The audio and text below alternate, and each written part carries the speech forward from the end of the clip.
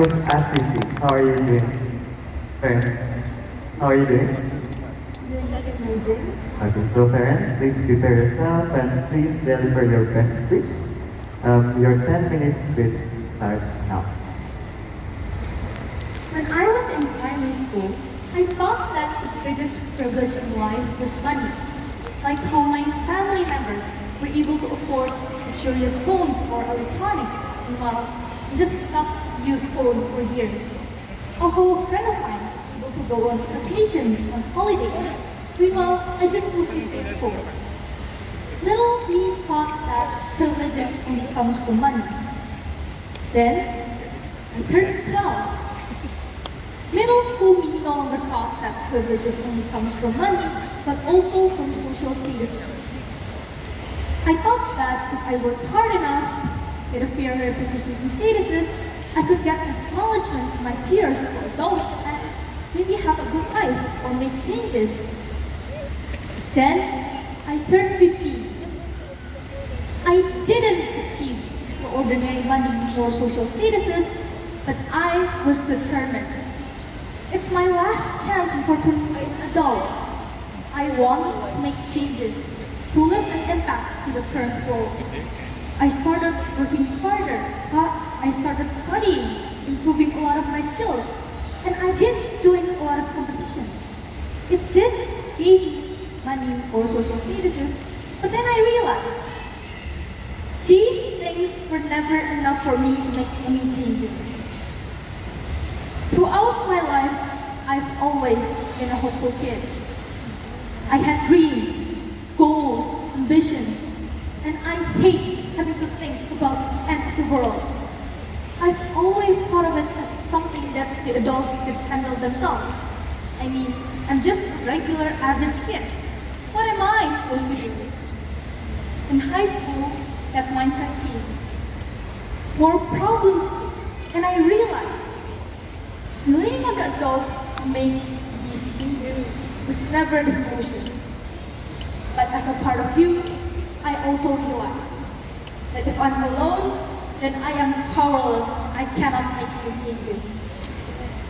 I'm Verene Luvena from St. Francis of Assisi Senior High School, and although I'm not a pessimist, I can't say that I'm as hopeful as I was a few years ago. But I'm not hopeless, which is probably why I'm standing here right now, deliver you speech about goals, ambitions, and problems.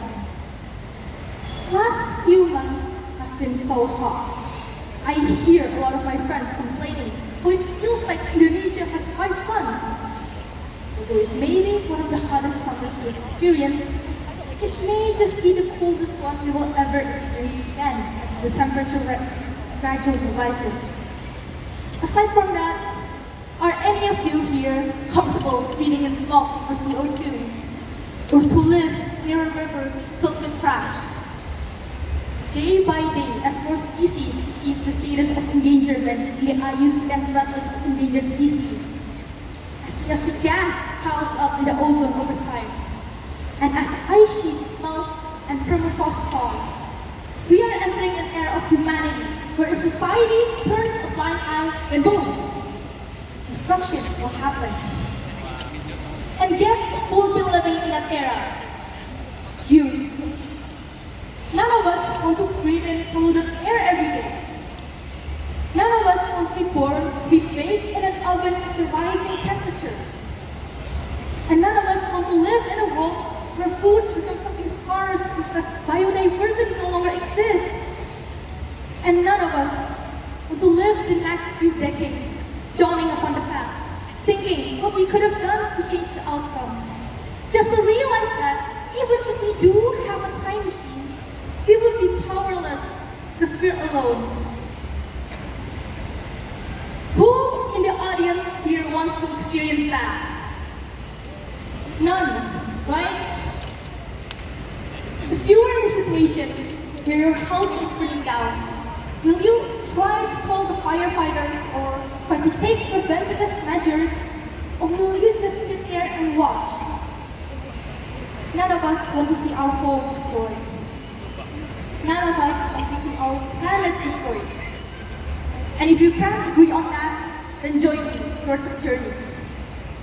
I'm 17 now, and I no longer think that the biggest power in the world is money or social statuses.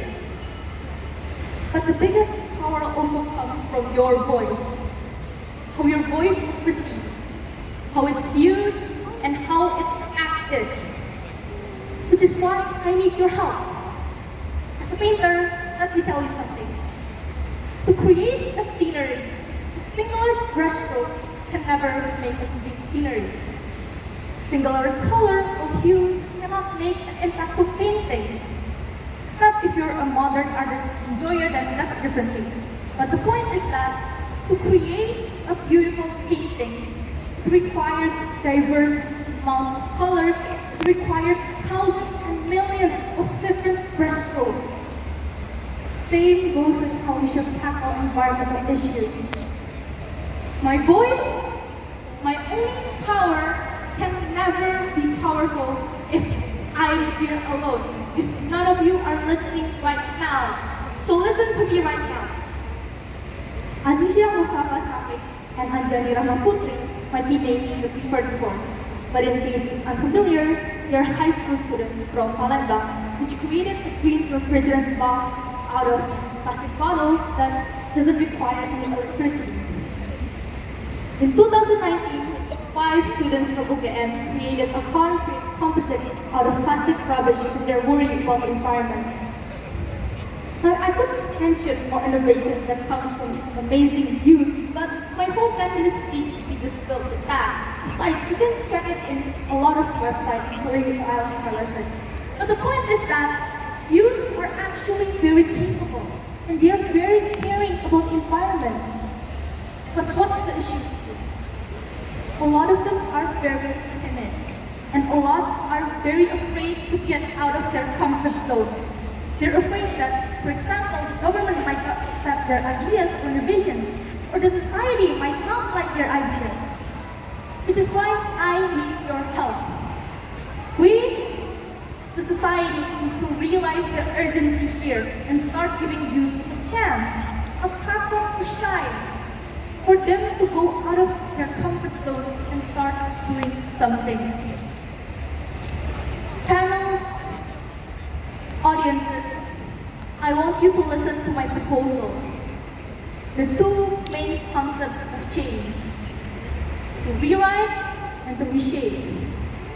To rewrite is to rewrite our current timeline trajectory, to rewrite our history so we won't be going down as the generation that managed to destroy their own planet, but as the generation that managed to protect their own home. With this, acts of environmental justice shall not be seen as something unnecessary or money-wasting, but it is to be seen as a must, as a responsibility all humans must take on.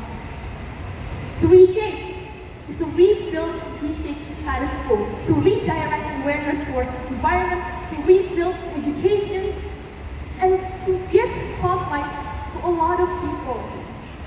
With this, decision makers shall not just consist of a majority amount of people or specific age groups, but all of them, to give youth a platform in decision-making processes. Inclusivity in decision-making processes is a must when we want to protect our environment.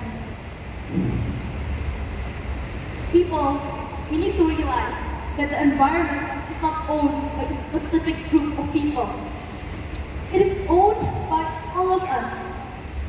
Thus, it is our responsibility, you, me, and everyone else, to protect and preserve it. The biggest power in the world was never wealth statuses, but the biggest power in the world capable of combating almost anything is unity, teamwork, and balance. And as the timer I'm holding right now is running out of time for my speech, so is our time saving the environment. So take actions. Thank you. Thank you so much, Karen and Luvena. And are you ready for the questions and answers, sir? Yes. So the questions are coming from Bapa Adrian Togarmayo, and the second one is from Bapa Yuri of Tapian Tape. Bapak Adrian Cagarmoya. Thank you, Verene, for my speech. I can feel your power and your fire on your speech, which is very nice. Trying to understand your solutions, you shape, you're right. As a growing country in Indonesia, right, we have quite a few priorities: food, electricity, housing, and of course now we're talking about environmental. So you have a chance to talk with the decision makers on those priorities, how how you're going to make your statements in terms of giving those environment, the food, electricity, housings, how you're going to make your statements in terms of giving which priorities that is the most important for the current conditions in the country. Thank you. Okay, so I recently learned a bit about renewable resources, and I think that's a very good alternative to a lot of the things that you said, like housing, electricity, and food. Because a lot of these problems, for example, me myself, I'm from Kalimantan Timur, and a lot of environmental issues come from coal mining, excessive coal mining, and palm oil plantations, right? I actually discovered a few weeks ago, actually, that I think according to the International Energy Agency, that solar panels are actually a very cheap alternative if you want to save up for electricity. In which I think the Indonesian government itself has been very supportive towards electrical vehicles and etc. I think, so my first solution is of course renewable energy as the solution, to be implemented more, to be spread more. Because I think Indonesia right now is at 14% of renewable energy. I think that number could go way higher. And also for food, because food is a staple product regarding palm oil plantation, for example. I also learned that I think one of the labs in America has alternative for palm oil. Like they made an alternative for palm oil. I think it was made out of yeast. So I think that's something that needs to be studied more, maybe like an alternative for palm oil or coal. And it needs to be studied not just as this one concrete solution that will solve everything. Because we know that if we only have one solution, then it's going to end up in excessive usage, which is bad. But a lot of these solutions should be explored and maybe should be more managed, spread apart more equally. Thank you, Verene. And the second one from Ambassador Urian Tafian Kamil. Keren Luvena. I like that first from support of Kalimantan, right? Thank you. By the way, I enjoy very much your presentation. To me, it's good, excellent. And then I read your paper that I read from this secretariat. It is also a good paper. I read it quite thoroughly, and I think you are a smart student. Karen, there was a time when my senior, a lady investor, told me that God is most just. Tuhan Maha Adil. Why? Because God gave 50% of intellectual capacity to men and another 50% to women. And I think the participants of this speech are all female students, and they are very smart. So, if we sideline women, mankind would be most ungrateful to God. Okay? So congratulations. Female students have proven that you are exceptional. Okay? Having said this, I detect complaint. The first speaker complained. You also made a complaint. You would like to have older generation, the government, to listen to the voice of the youth better. Oh, there is 5 minutes, right? I'm so sorry. May I please Ambassador, the shorter question, please? Okay. I would like to underline that we, older generation, is ready to hear your voice, your suggestion, your dream. That's why the government organized this like festival, in which we have this debate competition, in which we have debate on environment. So I would like to get your feedback. Do you like this festival? Do you think that we listen to you enough? And perhaps you can give us suggestion how this festival could be improved in the future. Thank you. Yeah, thank you. Okay, so I think this festival is a wonderful place. I learned a lot and I got new friends, and through these booths is actually where we explore a lot about what Indonesia has done. So I think this festival is amazing as an attempt for the government to spread more education and awareness, because after this event, I'm certainly much more aware and much more educated.